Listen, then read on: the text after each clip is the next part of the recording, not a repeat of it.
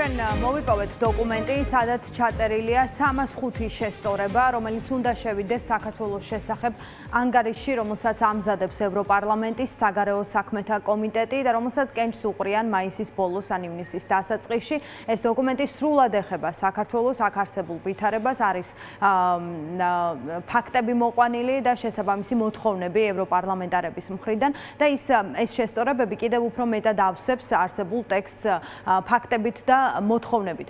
Უფრო კონკრეტულად კი საინტერესოა მოთხოვნა დასანქცირების შესახებ, გამომდინარე იქიდან, რომ ამ დოკუმენტში უკვე შესწორებების სახით გაჩნდა უფრო ფართო წრის დასანქცირების მოთხოვნა, არა მხოლოდ ქართული ოცნების ლიდერების.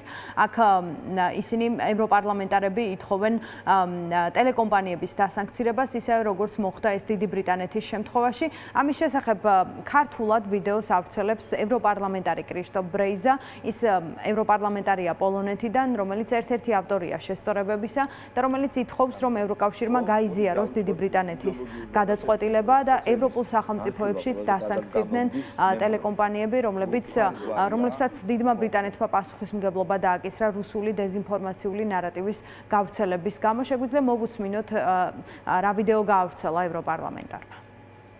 მიმართ კომისიას გაიზიაროს ბრიტანეთის მიერ დაწესებული სანქციები, რომლებიც შეეხება ქართულ პროპაგანდისტულ მედია საშუალებებს რუსთავიორს.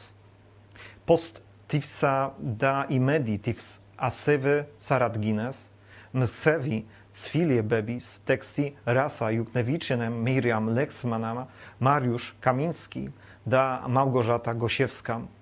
ეს არ არის მხოლოდ ერთი ან ორი ევროპარლამენტარის პოზიცია. ეს არის ევროკავშირის პოზიცია და მინიღე ცირალები ამ სამი მედია საშუალებისგან, რომლებიც ისინი ითხოვენ განმარტებას თუ რა საფუძვლით არიან მოსნებულნი პროპაგანდისტულ სუბიექტებად. Nu tu es ar aris simptomuri, ჩვენ უნდა ვიდგეთ ერთად და ძლიერად, რომ დავამარცხოთ რუსეთის იმპერიალიზმი. ევროკავშირი დგას ქართველი ხალხის გვერდით. საქართველო აუცილებლად გახდება ევროკავშირის ხირისუელი წევრი. რაც შეეხება შესაბამის შესწორებას ევროპარლამენტის ანგარიშში, რამდენიმე განხდება მოთხოვნა დასანქცირების შესახებ, სხვადასხვა ევროპარლამენტარი უფრო მეტად ავსებს არსებულ ტექსტს და საუბრობს, რამდენად მნიშვნელოვანია სანქციის დაწესება ქართული ოცნების ლიდერებზე, რადგან როგორც ეს ამ ტექსტის მიხედვით მიიჩნევა, ოფიციალური პირების წინააღმდეგ დასანქცირება წარმოადგენს დაუსჯელობის წინააღმდეგ ბრძოლის მნიშვნელოვან ინსტრუმენტს. აქ ასევე არის ხაზგასმული, რომ ევროპარლამენტი ითხოვს არა მხოლოდ ბიძინა ივანიშვილის თუ ქართული ოცნების სხვა ლიდერების მოსამართლებისა და პროკურორების დასანქცირებას, არამედ ასევე უფრო ფართო აწრე ითხოვენ ბიძინა ივანიშვილის და მისი ოჯახის წევრებისთვის ფინანსური აქტივების გაყინვას და ბუნებრივია ტელეკომპანიების დასანქცირებაც ასევე მოხდა ამ ტექსტში, რადგან ევროპარლამენტი მიიჩნევს, რომ რუსული დეზინფორმაციული ნარატივის გავრცელების გამო პასუხისმგებლობა უნდა დაეკისროთ მედია ორგანიზაციებს და ანტიდასავლური პოლიტიკის გამო და ადამიანის უფლებების დარღვევის გამო შესაბამის პირებს საქართველოში.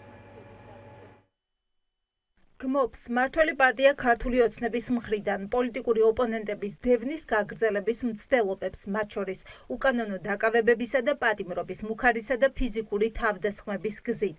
გმობს პოლიტიკური ოპონენტების დაპატიმრებას საქართველოს პარლამენტის დროებითი საგამოძიებო კომისიის წინაშე გამოცხადებაზე უარის თქმის გამო.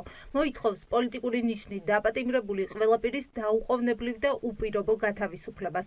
გამოთქვავს შეშფოთებას იმის გამო, რომ ქართულმა ოცნებამ უკვე მიიღო მთელი რიგი საკანონმდებლო აქტები, რომლებიც მიზნად ისახავს სამოქალაქო საზოგადოებისა და დამოუკიდებელი მედიის ჩახშობას.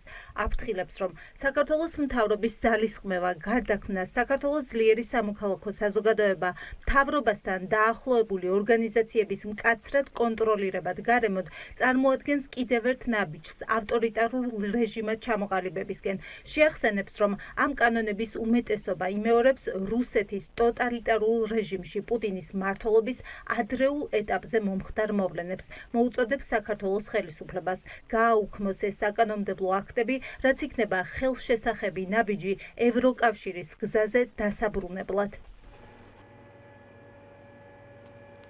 თქვენ მოისმინეთ შესწორება, რომელიც შეეხება ხელისუფლებისადმი მოწოდებას, რომ გათავისუფლდნენ პოლიტიკური მიზეზით დაკავებული პირები და ამ კუთხით ევროპარლამენტარები მოითხოვენ პოლიტიკოსების და დაკავებული დემონსტრანტების გათავისუფლებას და გარდა ამისა, აქ საინტერესო არის ის, რომ ევროპარლამენტში დეპუტატებს მიაჩნიათ, რომ თუ კი ქართული ოცნება გააუქმებს რეპრესიულ კანონებს, რომელიც ბოლო წლების განმავლობაში აქვს მიღებული, ეს მისი მხრიდან იქნება გადადგმული ნაბიჯი და დადასტურება იმისა, რომ ის სერიოზულად არის განწყობილი ევროკავშირთან ურთიერთობების გასაახლებლად და შესაბამისად ეს იქნებოდა პირველი ნაბიჯი ქართული ოცნების მხრიდან. ეს და კიდევ ბევრი სხვა ჩანაწერი გაჩნდება ევროპარლამენტის საგარეო საქმეთა კომიტეტის წლიურ ანგარიშში საქართველოს შესახებ. საუბარი ასევე ამ დოკუმენტში არის ირანთან, ჩინეთთან კავშირებზე და შესაბამისად ამ შესწორებებს თავს მოუყრის ერთი ანგარიში, რომელსაც კენჭს უყრიან მაისის ბოლოს.